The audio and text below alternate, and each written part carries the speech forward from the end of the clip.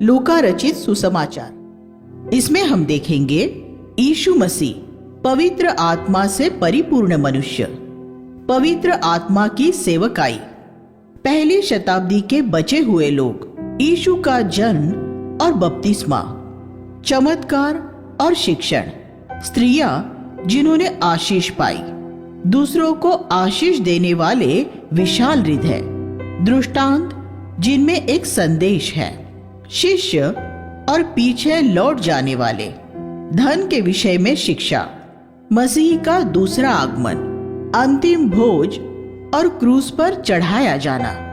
लूका का बोझ ये था कि जहां तक संभव हो वह यीशु के मरियम के गर्भ में आने से लेकर उसके जी उठने तक और एक हद तक उसके जी उठने के बाद की भी कुछ बातों का हमें एक सही लेखा प्रदान करे। पहला अध्याय 3 वचन।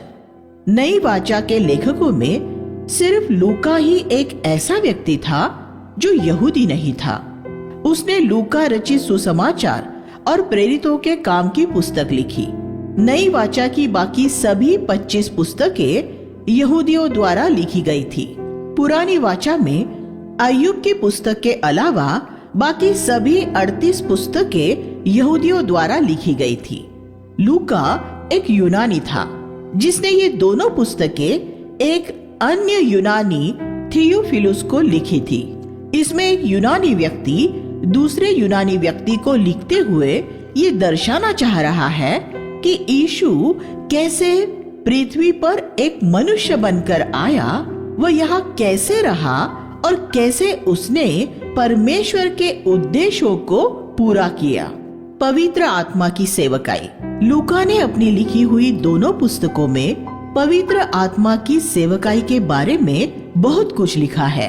असल में उसने इस पर विशेष जोर दिया है। इस सुसमाचार में इन उदाहरणों पर ध्यान दें। यूहन्ना बपतिस्मा देने वाला गर्भ से ही पवित्र आत्मा से पूर्ण होगा। 1:15। मरियम पर पवित्र आत्मा उतरेगा। 1:35। इलिशिबा और जकरिया पवित्र आत्मा से भर गए। पहला अध्याय 41 और 67। शमौन पर पवित्र आत्मा था, उस पर पवित्र आत्मा द्वारा ये प्रकट हुआ और वह पवित्र आत्मा की प्रेरणा से मंदिर में आया। दूसरा अध्याय 25 से 27। यीशु पवित्र आत्मा में बपतिस्मा देता है। 3:16। जब यीशु का बपतिस्मा हुआ तो वह पवित्र आत्मा के अभिषेक के लिए प्रार्थना कर रहा था और तुरंत पवित्र आत्मा उस पर उतर आया। तीसरा अध्याय 21 और 22। यीशु पवित्र आत्मा से परिपूर्ण था और वह आत्मा द्वारा जंगल में ले जाया गया और वह आत्मा की सामर्थ में लौटा। चौथा अध्याय 1 और 14। यीशु ने यह प्रचार किया कि पवित्र आत्मा उस पर था। 4:18। जो मांगते हैं उन्हें पवित्र आत्मा दिया जाता है। 11:13। यीशु ने अपने शिष्यों को आज्ञा दी कि वे पवित्र आत्मा की सामर्थ पाने का इंतजार करें। 24:49। प्रेरितों के काम में लूका ने 50 से भी ज्यादा बार पवित्र आत्मा का उल्लेख किया है। लूका यकीनन एक आत्मा से भरा हुआ व्यक्ति था जो नई वाचा के उस जीवन से बहुत उत्तेजित था जो पवित्र आत्मा के दान द्वारा संभव हुआ था। मैं सोचता हूँ कि ऐसे कितने मसीह हैं जो लूका की तरह उत्तेजना से भरे होंगे। पवित्र आत्मा में बपतिस्मा पाने की बात नई वाचा की पहली सभी 5 पुस्तकों में लिखी है। इससे हम इस नई वाचा के युग में पवित्र आत्मा की सेवकाई के जबरदस्त महत्व की बात सीखते हैं। इसलिए अगर कोई एक ऐसी बात है जिसकी नकल शैतान करना चाहेगा तो वह पवित्र आत्मा में बपतिस्मा पाना है, और हम आज उसकी बहुत सी नकल देख रहे हैं। शैतान ये कैसे होने देता है कि विश्वासी कभी पवित्र आत्मा में बपतिस्मा न पा सके? सबसे पहले उनमें से कुछ लोगों को शारीरिक और भावनात्मक अनुभव देने द्वारा उनमें पाप पर जय पाने और प्रभु की सेवा करने की सामर्थ्य नहीं होती है, लेकिन शैतान उन्हें आश्वस्त कर देता है कि उन्होंने पवित्र आत्मा में बपतिस्मा पा लिया है।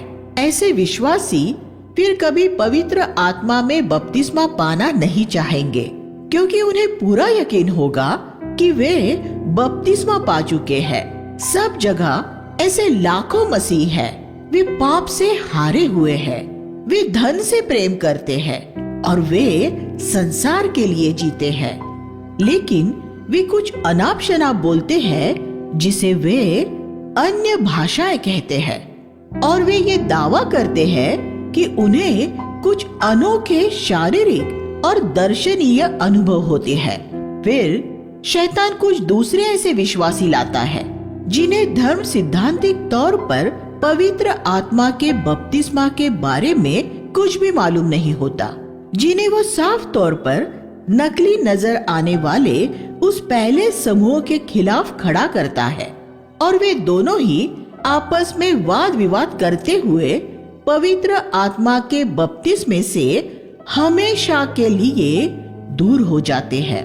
और इस तरह शैतान इन दोनों समूहों के विश्वासियों को, जो बहुमत वाला एक विशाल समूह है, कभी भी परमेश्वर की असली सामर्थ और पवित्र आत्मा में बपतिस्मा नहीं पाने देता। सचेत रहे और इन दोनों ही समूहों से बचकर रहे। यूहन्ना अपनी माता के गर्भ से ही पवित्र आत्मा से कैसे भरा हुआ था? क्या माता के पेट में ही एक भ्रूण के रूप में वह पवित्र आत्मा की बाट जो रहा था? क्या गर्भ में उसे किसी ने प्रार्थना करने के लिए उत्साहित किया था? नहीं, परमेश्वर ने उसे पवित्र आत्मा से भरा था। आपको पवित्र आत्मा से भरना परमेश्वर का काम है।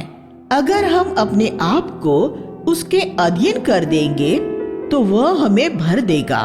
ये बात आपके विश्वास को प्रेरित करेगी। अगर परमेश्वर एक माता के गर्भ में एक असहाय भ्रूण को पवित्र आत्मा से भर सकता है, तो वह आपको क्यों नहीं भर सकता? पवित्र आत्मा की किसी तुच्छ नकल से संतुष्ट न हो जाइए।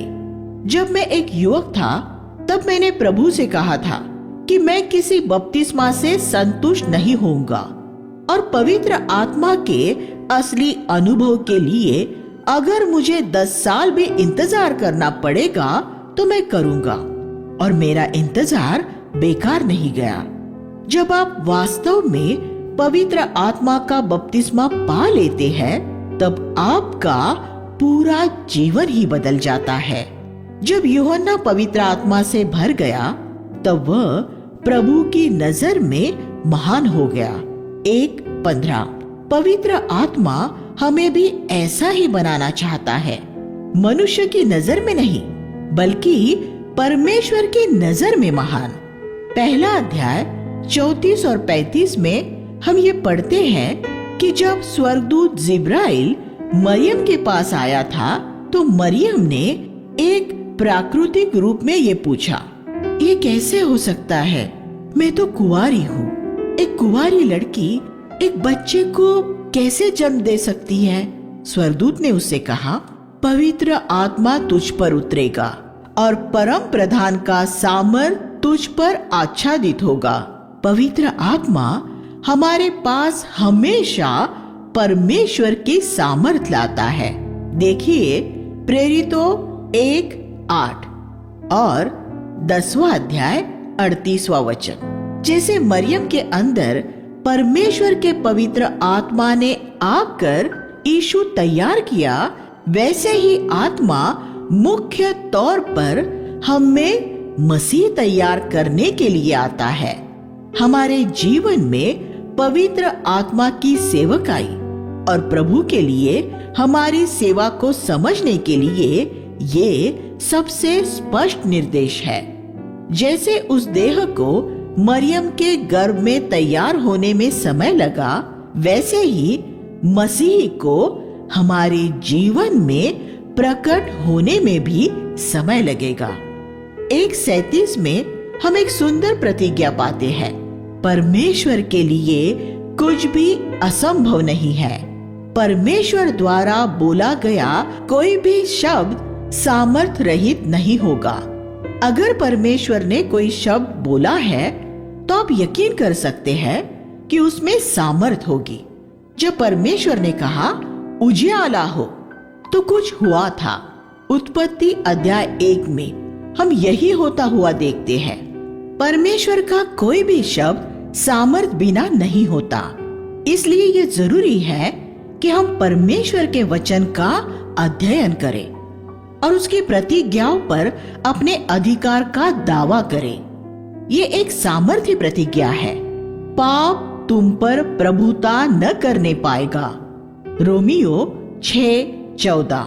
अगर आप इस शब्द पर विश्वास करेंगे तो ये आपके जीवन में एक सत्य बन जाएगा, क्योंकि परमेश्वर का कोई भी शब्द सामर्थ बिना नहीं होता। परमेश्वर ये चाहता है कि हम ये विश्वास करें कि उसके लिए सब कुछ संभव है। इसलिए उसने पुरानी और नई दोनों ही वाचाओं के आरंभ में ये कहा है। देखिए उत्पत्ति 18:14 और लूका 1:37। ये हो सकता है कि हमारा मसीही जीवन शुरू करते समय हमारा ये विश्वास अंधा हो कि बाइबल परमेश्वर का वचन है, लेकिन उसे अंधा विश्वास नहीं बने रहना है। अगर हम पवित्र आत्मा की प्रतिज्ञाओं पर हमारा अधिकार होने का दावा करेंगे तो हम अपने जीवन में ये साबित कर सकेंगे कि परमेश्वर के लिए कुछ भी असंभव नहीं है।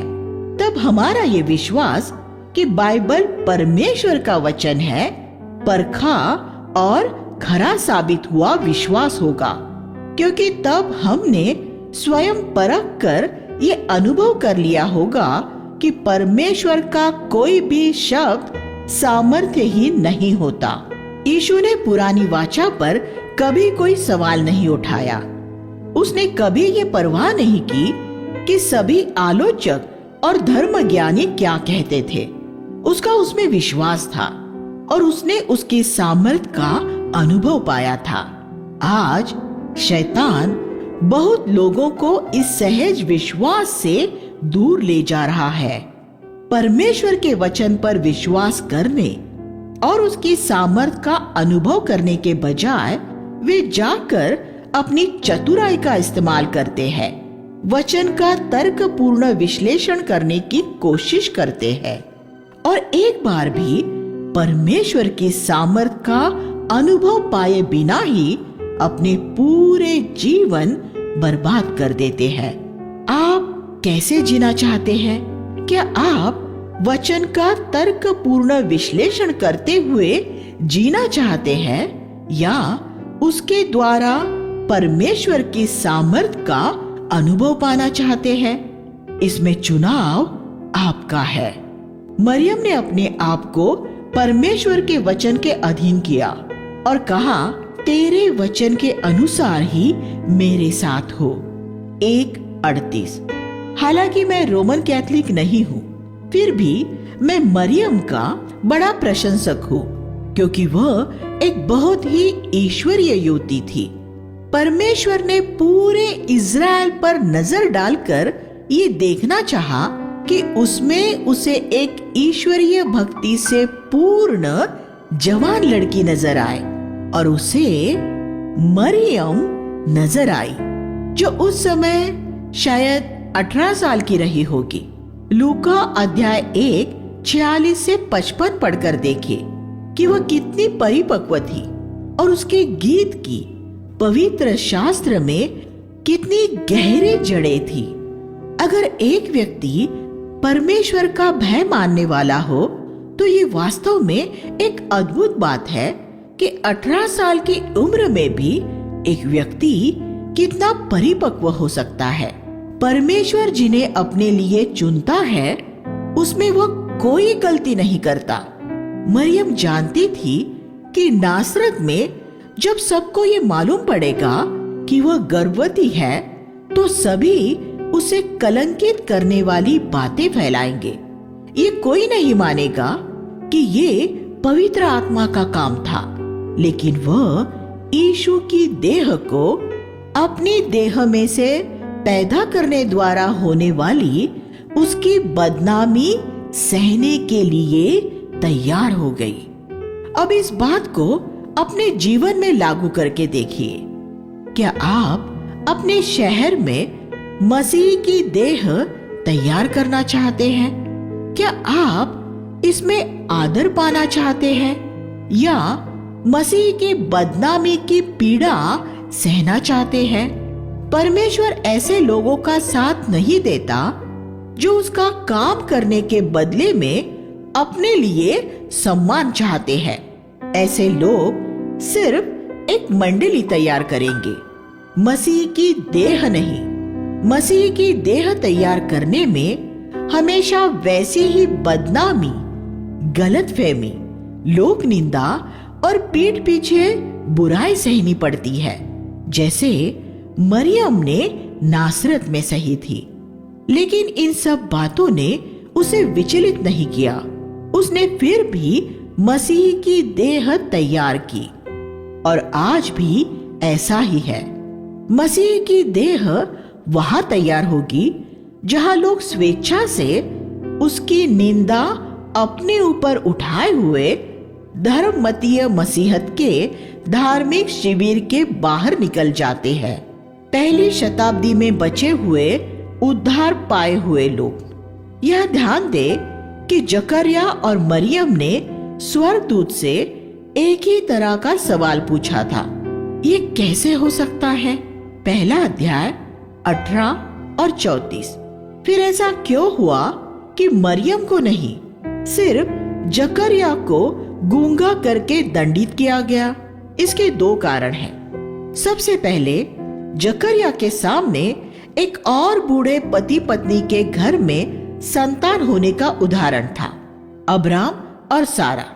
इसलिए उसके पास विश्वास न करने का कोई बहाना नहीं था।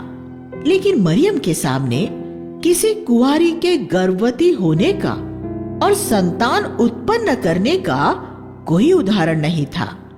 दूसरी बात ये कि जकरिया एक अगुआ था जिसने कई वर्ष पवित्र शास्त्रों का अध्ययन करने में बिताए थे। मरियम एक जवान लड़की थी जिसे ज्यादा दिया गया है, उसे ज्यादा की अपेक्षा की जाएगी। अगर आप एक बड़ी उम्र के अगुए हैं तो परमेश्वर आपसे एक जवान व्यक्ति की तुलना में ज्यादा अपेक्षा रखेगा। अगर आपके सामने सिर्फ एक उदाहरण हो और आपने उसका अनुसरण न किया हो तो आप उससे ज्यादा दोषी होंगे जिसके पास अनुसरण करने के लिए कोई उदाहरण नहीं है। व्यवस्था के अधीन लोगों के पास कोई उदाहरण नहीं था, लेकिन आज हमारे पास यीशु में एक उदाहरण है, इसलिए हमसे ज्यादा की अपेक्षा की जाएगी। पहला अध्याय 74-75 में हम जकरिया को नबूवत करता हुआ पाते हैं। हम ये वरदान पाए कि हम अपने शत्रुओं के हाथों से छुड़ाए जाकर निर्भयता से परमेश्वर की सेवा करें। हमारे वे शत्रु हमारे पाप थे जिन्होंने हमें अपना दास बना के रखा था। अब यीशु हमें उन सब से छुड़ाने आया है। पवित्र आत्मा हमें सब शत्रुओं से छुड़ाने और हमें निर्भय होकर परमेश्वर की सेवा करने की योग्यता देने के लिए आया है। पुरानी वाचा के पूरे 1500 सालों तक इज़राइल ने परमेश्वर की सेवा भयभीत रहते हुए की थी। इस बात का भय कि अगर उन्होंने परमेश्वर की आज्ञा का पालन नहीं किया तो वह उन्हें बीमारी, गरीबी, पागलपन आदि से दंड देगा। व्यवस्था विवरण 28वां अध्याय 15 से 68। जकरिया ने यह नबूवत की कि अब एक ऐसे युग की शुरुआत हो रही है जिसमें लोग परमेश्वर की आराधना भय से नहीं बल्कि प्रेम से करेंगे। क्या आपने इस जीवन में प्रवेश पा लिया है? क्या आप परमेश्वर की सेवा सिर्फ प्रेम से करते हैं? परमेश्वर ने अपने पुत्र के जन्म की बात सिर्फ 4 तरह के लोगों पर प्रकट की थी। कुछ गरीब गडरिये, फारस के कुछ ज्ञानी ज्योतिषी, पवित्र आत्मा से भरपूर एक वृद्ध शमौन और प्रार्थना करने वाली एक बूढ़ी विधवा हन्ना। ये सभी एक दूसरे से बहुत भिन्न थे, अलग अलग उम्र के थे और अलग अलग जातियों के थे, लेकिन ये सभी बहुत नम्र और दीन और परमेश्वर का भय मानने वाले लोग थे। ये परमेश्वर के बचे हुए, उद्धार पाए हुए ऐसे लोगों के चित्र हैं जिन्हें आज वह अपने पुत्र के दूसरे आगमन के लिए तैयार कर रहा है। जिन समयों में हम रह रहे हैं, आज बाइबल के अनेक विद्वान और गर्व से भरे प्रचारक इन समयों से वैसे ही अनजान हैं जैसे 2000 साल पहले के हन्ना, कैफा, फरीसी और शास्त्री थे। ये एक दिलचस्प ध्यान देने योग्य बात है कि चारों समूह में से 3 समूह उनके काम रात में कर रहे थे। गडरिये अपनी भेड़ों की रात में रखवाली कर रहे थे। ज्ञानी ज्योतिषी रात में तारे के पीछे चल रहे थे। वे दिन में यात्रा नहीं कर सकते थे क्योंकि तारे रात में ही नजर आते हैं। हन्ना भी रात में प्रार्थना और उपवास कर रही थी। आज परमेश्वर के बचे हुए लोग भी रातों को जाग जाग कर ही उसकी खोज में लगे हुए हैं। जब दूसरे सो रहे होते हैं तब वे परमेश्वर को खोजते हैं। परमेश्वर उन पर वह बातें प्रकट करता है जो वह उन आलसी मसीहों पर कभी प्रकट नहीं करेगा जो इस पृथ्वी पर एक सुख सुविधाओं से भरा जीवन बिताना चाह रहे हैं। अगर आप परमेश्वर का बचाया हुआ वह सामर्थी समूह होना चाहते हैं जो अपने समय के चिन्हों को पहचानते हैं, जिन्हें स्वर्ग से प्रकाशन मिलते हैं, जो पूरे हृदय से परमेश्वर को खोजते हैं, जो वचन का अध्ययन करते हैं और जो मानवीय परंपराओं को तोड़कर छोड़ देते हैं, तो प्रभु आपको वह दिखाएगा जैसा उसने शमौन को दिखाया था, जो दूसरे लोग कभी नहीं देख सकते। आप एक गैर मसीही भी हो सकते हैं। परमेश्वर आपको भी उन ज्ञानी ज्योतिषियों की तरह प्रकाशन दे सकता है। यीशु ने स्वयं को एक दर्शन में साधु सुंदर सिंह को प्रकट किया, क्योंकि 14 वर्ष की किशोरावस्था में उसने परमेश्वर की खोज की थी। वह भी उन ज्ञानी ज्योतिषियों की तरह था जिसे मसीह या पवित्र शास्त्रों का कोई ज्ञान नहीं था, लेकिन जिसने परमेश्वर को ढूंढा और उसे पाया था। आज भी परमेश्वर अपने खोजने वालों को प्रतिफल देता है। यीशु का जन्म और उसका बपतिस्मा हम 2 साथ में पढ़ते हैं कि यीशु का जन्म बेतलहम में हुआ। इसकी नबूवत पुरानी वाचा में की गई थी। इसलिए जब उसके जन्म का समय हुआ तब परमेश्वर ने कैसर से रोम में एक राजाज्ञा निकलवाई कि इज़राइल में सब अपने अपने नगर में जाकर अपने नाम दर्ज कराए। इस कारण यूसुफ और मरियम को बेतलहम जाना पड़ा। इसमें कोई शक नहीं कि उन्हें बड़ा कष्ट सहना पड़ा होगा, क्योंकि वे नासरत से बेतलहम तक 100 किलोमीटर एक गधे पर सवार होकर गए थे। जब तक वे बेतलहम पहुंचे तब तक किसी सराय धर्मशाला में कोई जगह नहीं बची थी। क्या सर्वशक्तिशाली परमेश्वर के लिए, जिसके पास यीशु के जन्म की तैयारी के लिए पूरा आनंद था, ये मुश्किल काम था कि उनके बेतलहम पहुंचने तक वह किसी सराय में एक कमरा खाली रखता? हरगिज नहीं। जो सारी सृष्टि चलाता है, उसके लिए ये बिल्कुल आसान काम था।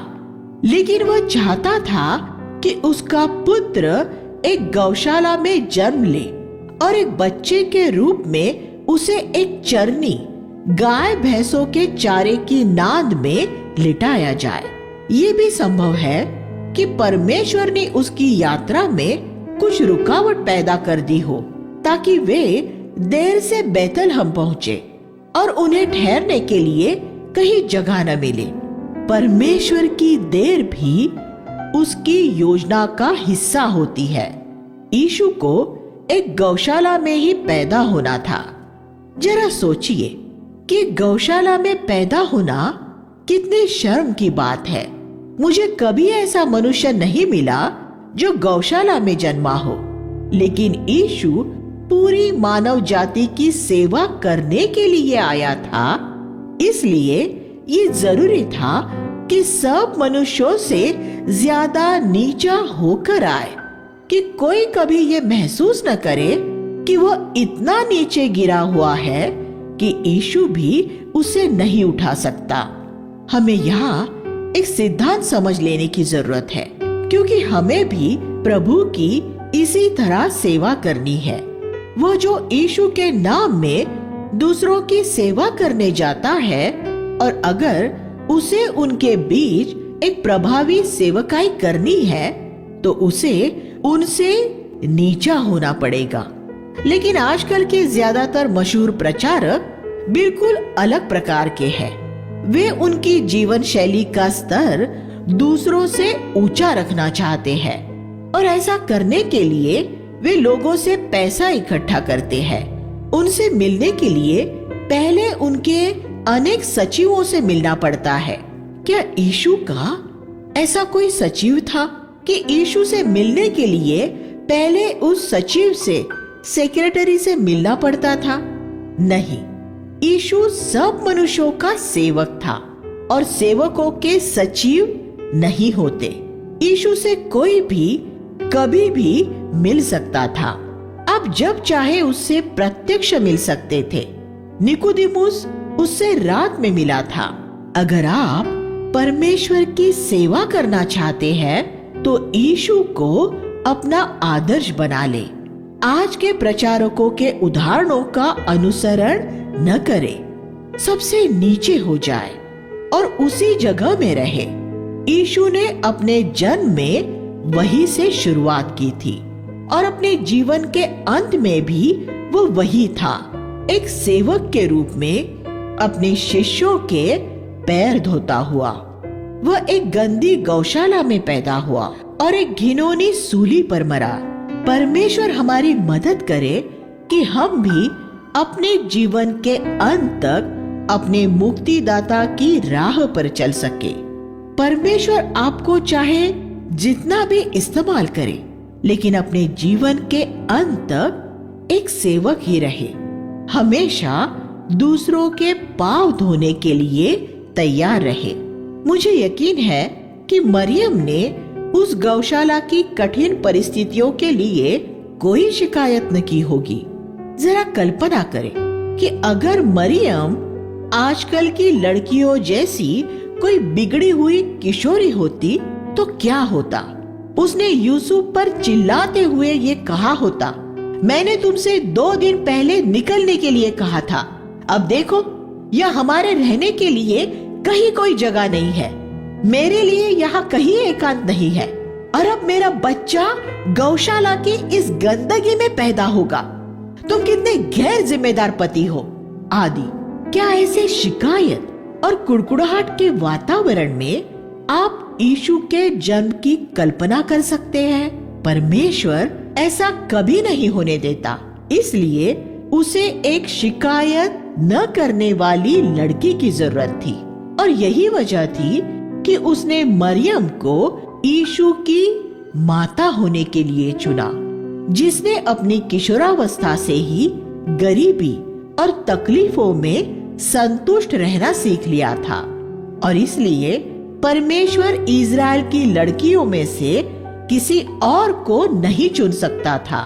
2 अध्याय 34 और 35 में हम शमौन की नबूवत पढ़ते हैं। ये बालक इज़राइल में बहुतों के पतन और उत्थान का कारण और ऐसा चिन्ह होने के लिए ठहराया गया है जिसका विरोध किया जाएगा, जिससे कि बहुतों के हृदयों के विचार प्रकट हो जाए और एक तलवार तेरे जीव को भी छेदेगी। वह प्रकट कर रहा था कि यीशु की सेवकाई किस तरह की होगी। ये जरूरी है कि हम भी ये देख ले, क्योंकि कलीसिया की सेवकाई भी ऐसी ही है। कलीसिया को मसीह की देह इसलिए कहा जाता है क्योंकि उसे वही सेवकाई जारी रखनी है जो यीशु ने अपने पृथ्वी पर रहने के दिनों में शुरू की थी। जैसे वह सब मनुष्यों का सेवक था, वैसे ही हमें भी सब मनुष्यों का सेवक होने के लिए बुलाया गया है। इस पृथ्वी पर कलीसिया के अगुओं को सेवक होने का सबसे बड़ा उदाहरण होना चाहिए। शमौन ने कहा कि यीशु ऐसा चिन्ह होगा जिसका विरोध किया जाएगा। अगर आप मसीह की देह में एक अगुआ है तो यीशु की तरह आपका भी विरोध किया जाएगा और फरीसियों जैसे धार्मिक लोग ही आपका विरोध करेंगे। लेकिन जब वे आपका विरोध करेंगे तब उनके हृदय के विचार प्रकट हो जाएंगे। पद 35। यीशु की सेवकाई देखने के बाद वे फरीसी ये जान पाएंगे कि उनके अंदर कितनी ईर्ष्या है।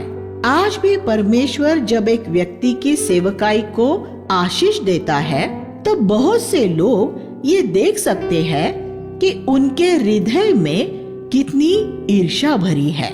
दूसरा अध्याय 47 से 52 में हम उस समय के बारे में पढ़ते हैं जब यीशु यरूशलेम गया था और यूसुफ और मरियम उसे मंदिर में ही छोड़कर चले गए थे। 12 वर्ष की उम्र में भी यीशु का पवित्र शास्त्र का ज्ञान इज़राइल के सारे शास्त्रियों से बढ़कर था। उसके द्वारा की गई शास्त्रों की व्याख्या से वे चकित हो गए थे। यीशु के पास घर पर कोई बाइबल नहीं थी। उन दिनों कोई छपी हुई बाइबल नहीं होती थी और पुरानी वाचा का एक हस्तलिखित खर्रा बहुत महंगा मिलता था। वह किसी के घर में नहीं होता था। तब 12 वर्ष की उम्र में यीशु ने पवित्र शास्त्र का ज्ञान कहां से पाया था? उसने वह आराधनालय और विद्यालय में पढ़े जाने वाले शास्त्रों को ध्यान से सुना था और समझा था। आज हमारे घरों में छपी हुई बाइबल है और हम में से बहुत लोगों के पास तो अनेक संस्करण है। फिर भी मसीही लोगों में आज बाइबल का बहुत कम ज्ञान है। अगर आप परमेश्वर के वचन का अध्ययन नहीं करेंगे तो आप मसीह की देह का निर्माण भी नहीं कर सकेंगे।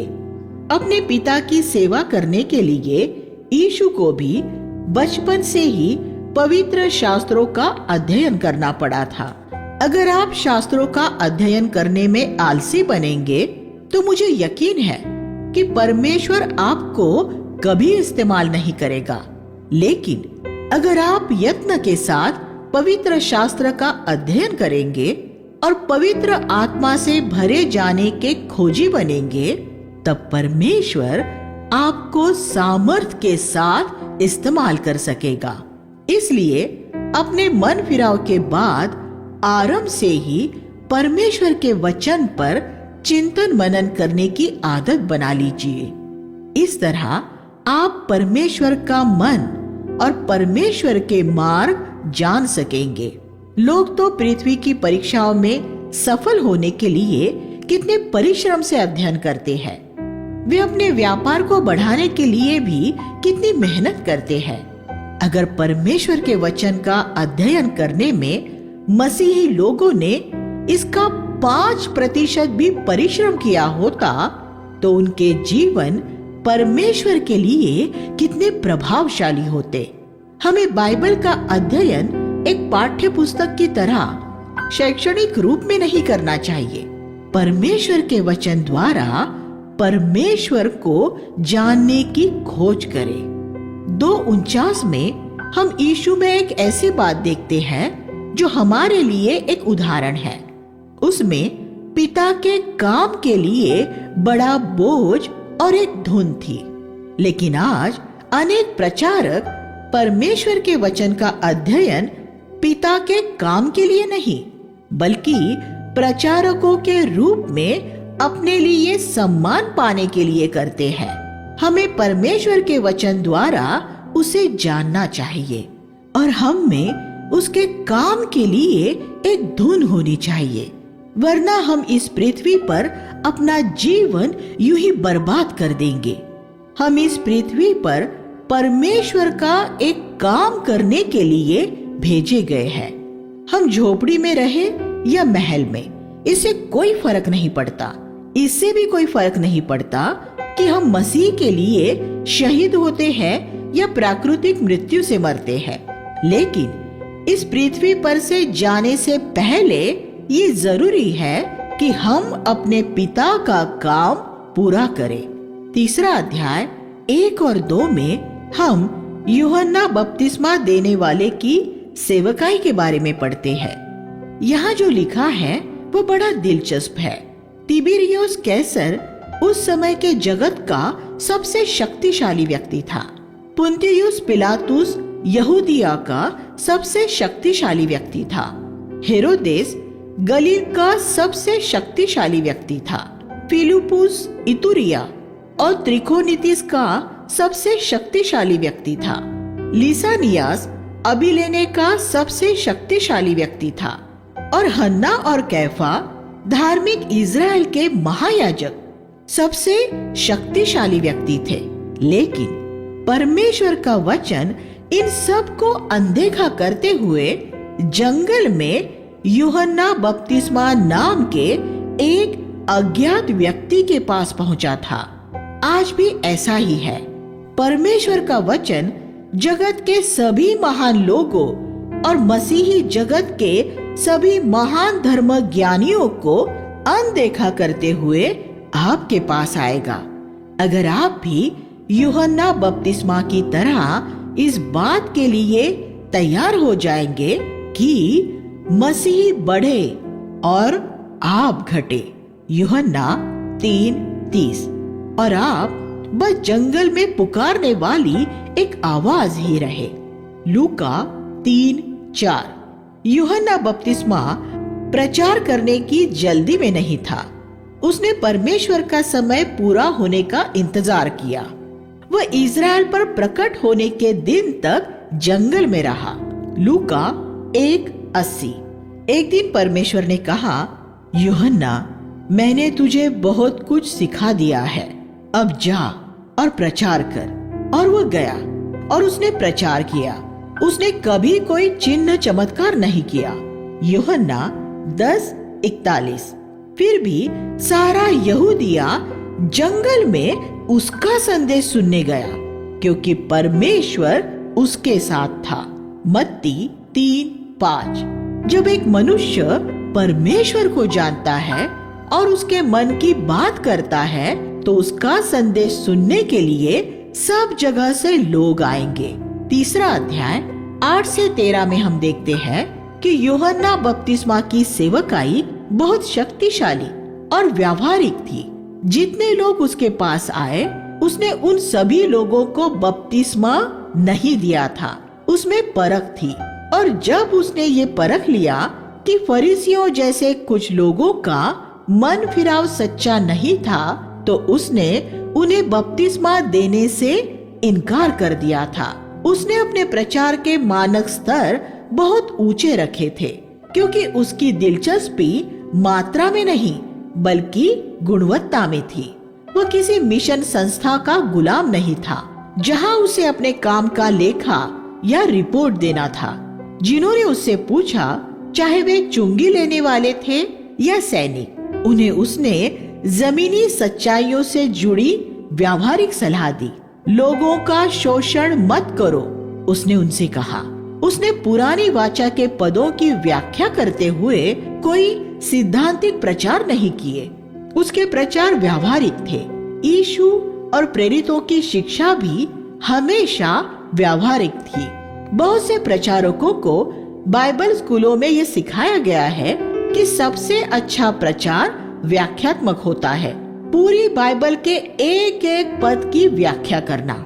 लेकिन हम बाइबल में यीशु या किसी भी प्रेरित नबी या शिक्षक को ऐसा करता हुआ नहीं पाते। उन्होंने हमेशा विषयात्मक प्रचार किया, जिसमें बीच बीच में पुरानी वाचा के किसी पद की व्याख्या की थी। मैं आपको उत्साहित करना चाहता हूँ कि आप जब सिखाए तो आज के बाइबल के ज्ञानियों के मतानुसार नहीं, बल्कि यीशु और प्रेरितों के तरीके से सिखाए। तीसरा अध्याय 21 और 22 में हम यीशु के बपतिस्मे और उस पर पवित्र आत्मा के उतरने के बारे में पढ़ते हैं।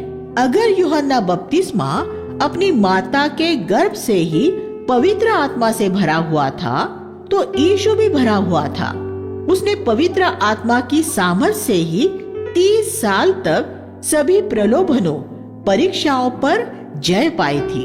फिर भी हम यहाँ देखते हैं कि जब वह 30 साल का था, तब पवित्र आत्मा उस पर उतरा और उसने उसकी सेवकाई के लिए उसका अभिषेक किया। देखिए प्रेरितों 10वां अध्याय 38वां वचन। बहुत से लोग ये तर्क करते हैं क्योंकि हमारा पवित्र आत्मा से नया जन्म हो गया है, इसलिए हमें पवित्र आत्मा के दूसरे अनुभव की कोई जरूरत नहीं है। लेकिन यीशु भी मरियम के गर्भ में पवित्र आत्मा से ही जन्मा था। उसके अंदर 30 साल से पवित्र आत्मा था, लेकिन उसकी सेवकाई शुरू करने से पहले उसे फिर से पवित्र आत्मा के अभिषेक की जरूरत पड़ी थी। पवित्र आत्मा परमेश्वर है, इसलिए हमारे अंदर होने वाले उसके काम की हम कोई धर्म सिद्धांतिक व्याख्या नहीं कर सकते। पवित्र आत्मा की सेवकाई की पूरी तरह व्याख्या करना उतना ही मूर्खतापूर्ण होगा जैसे एक कुत्ते द्वारा दूसरे कुत्ते के सामने मानवीय प्रवृत्ति की व्याख्या करना। एक कुत्ता ज्यादा से ज्यादा इतना ही कह सकेगा, मुझे मानवीय मनोविज्ञान के बारे में कुछ मालूम नहीं है, लेकिन मुझे इतना पता है कि मेरा स्वामी मेरे प्रति बड़ा दयालु है, वह मेरी अच्छी देखभाल करता है और मैं बहुत खुश हूँ। एक कुत्ता अपने स्वामी की भलाई का अनुभव कर सकता है, लेकिन वह उसके मनोविज्ञान की व्याख्या नहीं कर सकता। पवित्र आत्मा के साथ भी ऐसा ही है। हम उसकी गतिविधि का पूरा बयान नहीं कर सकते, लेकिन हम उसके प्रेम, भलाई और सामर्थ्य का अनुभव कर सकते हैं, और वह काफी है। परमेश्वर, सृजनहार और मनुष्य के बीच की दूरी दो सृजी हुई दो रचनाओं, मनुष्य और कुत्ते के बीच की दूरी से बहुत ज्यादा है। इसलिए हमारे लिए ये असंभव है कि हम पवित्र आत्मा के पूरे काम के बारे में सब कुछ बता सके। हम पढ़ते हैं कि जब यीशु का बपतिस्मा हुआ, उस समय वह प्रार्थना कर रहा था। 3:21। क्यों? ये स्पष्ट है कि वह पवित्र आत्मा के अभिषेक के लिए प्रार्थना कर रहा था। हमें ये इसलिए पता है क्योंकि उसकी प्रार्थना का तुरंत जवाब आया था, और हम उसके पानी से बाहर आते ही पवित्र आत्मा को उसके ऊपर उतरते हुए देखते हैं। इस तरह हम देखते हैं कि यीशु को भी पवित्र आत्मा का अभिषेक प्रार्थना के जवाब के रूप में ही मिला था। हमारे साथ भी इसी तरह होगा। अगर हम ये स्वीकार करते हैं कि हमारे पास परमेश्वर की सामर्थ नहीं है, प्रेरितों 1:8, और ये कि हम में से जीवन के जल की नदियां नहीं बह रही है, यूहन्ना 7:38, और फिर अगर हम प्रार्थना में परमेश्वर के खोजी बने तो वह हमें पवित्र आत्मा से भरेगा, लूका 11:13, और फिर हम भी परमेश्वर के लिए इस पृथ्वी पर एक सामर्थी सेवकाई हासिल कर सकते हैं। तीसरा अध्याय 28 से 33 में हम मरियम की वंशावली पाते हैं। पद 23 में लिखा है कि यीशु जैसा समझा जाता था यूसुफ का पुत्र था, जो एली का पुत्र था। तिरछी लिखाई में लिखा पुत्र, ये शब्द ये दर्शाता है कि वह मूल यूनानी भाषा में नहीं है। मत्ती 1 7 और 16 से हम जानते हैं कि यूसुफ के पिता का नाम एली नहीं याकूब था। एली यकीनन उसके ससुर मरियम के पिता का नाम था। इसका और प्रमाण इस बात में है कि जो वंशावली लूका ने दी है वह दाऊद के पुत्र सुलेमान से नहीं, देखिए मत्ती 1:7, बल्कि नातान से ली है। लूका 3:31। लूका की वंशावली आदम तक जाती है, क्योंकि वह गैर यहूदियों के लिए लिख रहा था। 4:14 में हम पढ़ते हैं कि यीशु की परीक्षा के बाद वह आत्मा की सामर्थ में लौटा और प्रचार करने लगा। परीक्षाओं में जय पाना हमेशा परमेश्वर के वचन की सामर्थ के साथ सेवा करने की योग्यता देता है। नासरत के आराधनालय में यीशु ने यशाया 61 पढ़ा और कहा कि वह नबूवत उनके सुनते हुए पूरी हो गई है। परमेश्वर के आत्मा ने उसे दूसरों को आशीष देने, दूसरों को सुसमाचार सुनाने, दूसरों को कैद से रिहा करने, दूसरों की आंखें खोलने और दूसरों को छुटकारा दिलाने की योग्यता दी। अभिषेक का सारा परिणाम दूसरों के लिए था। पवित्र आत्मा का फल हमारे अपने लिए है। प्रेम, शांति, आनंद, धीरज, दयालुता, भलाई, विश्वास, नम्रता और संयम। लेकिन पवित्र आत्मा के सारे दान वरदान दूसरों के लिए है। अगर परमेश्वर आपको प्रचार या चंगाई का दान देता है तो ये दूसरों को आशीष देने के लिए है, इसलिए नहीं कि उनसे आप धनवान हो जाए या अपने लिए नाम कमाए।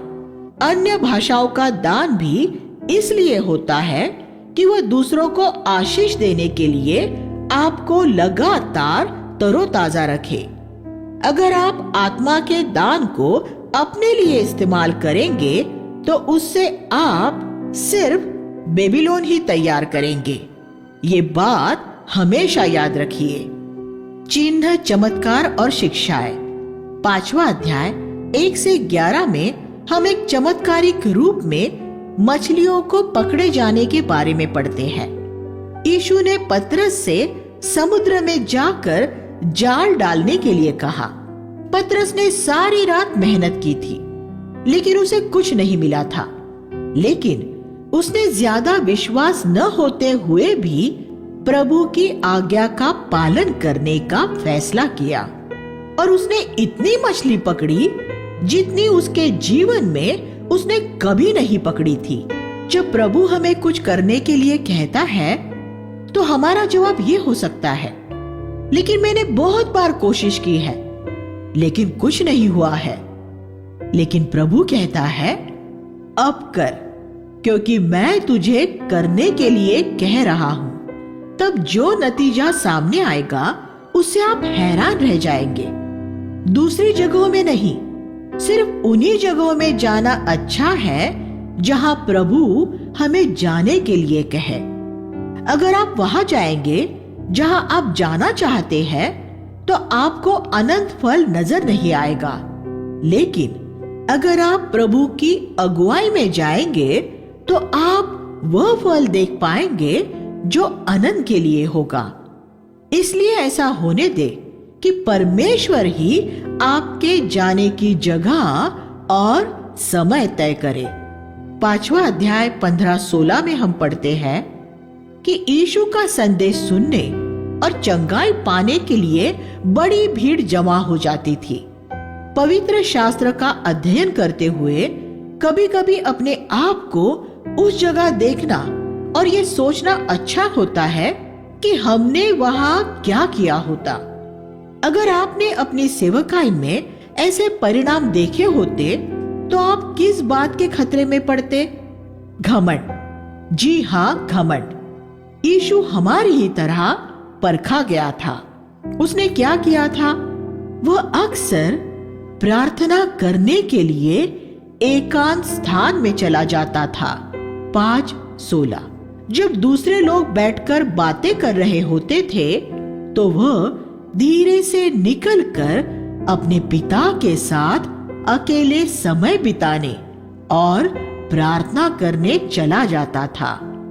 अपने जीवन में इस आदत को विकसित करें। परमेश्वर के साथ अकेले समय बिताए। लोगों के बीच में रहना अच्छा है, लेकिन ज्यादा समय परमेश्वर के साथ रहना और भी अच्छा है। आपकी सेवकाई जितनी ज्यादा बढ़ती जाए, आप उतना ही ज्यादा समय परमेश्वर के साथ बिताए। ये एक ऐसा काम था जो यीशु कभी कभी नहीं, अक्सर करता था। 5वां अध्याय 27 से 29 में हम प्रभु द्वारा मत्ती इस लेवी के बुलाए जाने और फिर उसके द्वारा प्रभु के लिए एक बड़ा भोज तैयार करने के बारे में पढ़ते हैं। अगर आप इन पदों की तुलना स्वयं मत्ती द्वारा लिखे उसके सुसमाचार से करेंगे तो आप पाएंगे कि उसने वहां ऐसा कोई संकेत नहीं दिया है कि उस भोज का आयोजन उसने किया था। मत्ती 9वां अध्याय 9 और 10। अगर आप कुछ भला करते हैं तो यही अच्छा है कि उसके बारे में आप स्वयं नहीं, दूसरे बात करें। 6वां अध्याय 12-13 में हम ये देखते हैं कि यीशु ने अपने शिष्यों को कैसे बुलाया था। उसने पूरी रात प्रार्थना की थी, क्योंकि अपने शिष्यों के चुनाव के बारे में वह अपने मन में स्पष्टता चाहता था। निष्पाप यीशु को भी पिता की इच्छा जानने के लिए प्रार्थना करने की जरूरत होती थी। मैं इस बात की तरफ भी इशारा करना चाहता हूँ कि जब यहूदा इस्करियोती को यीशु ने बुलाया था तब वह एक चोर नहीं था। 6:16 में लिखा है कि यहूदा जो विश्वासघाती निकला, अपने चुने जाने के समय वह विश्वासघाती नहीं था, वह बाद में विश्वासघाती निकला। जब वह चुना गया था तब वह पतरस, याकूब और यूहन्ना की तरह ही पूरे हृदय से समर्पित और ईमानदार था। यीशु ने एक पूरे हृदय से समर्पित और ईमानदार व्यक्ति को चुना था, जिसने बाद में विश्वासघात करने द्वारा नरक में जाने का चुनाव किया। आइए हम प्रार्थना करें। हे स्वर्गीय पिता, हम आपके वचन के लिए आपका धन्यवाद करते हैं, जो आपके तरीके, आपके सिद्धांतों को देखने के लिए हमारी आंखें खोलता है। हमें अपने दैनिक जीवन में उनका पालन करने में मदद कीजिए। हम यीशु के नाम में मांगते हैं, आमीन।